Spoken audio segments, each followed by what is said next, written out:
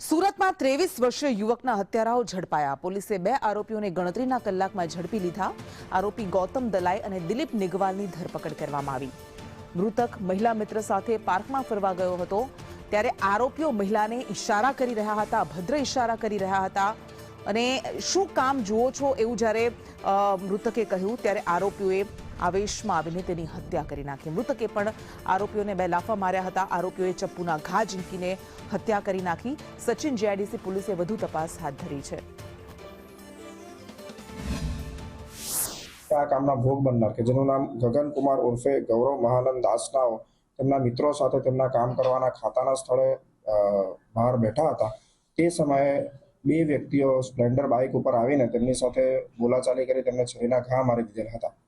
ભોગ બનનારની મહિલા મિત્ર બાજુ તરફ જોતા સામે જોવાની બાબતે તેમની વચ્ચે વિવાદ થયો હતો।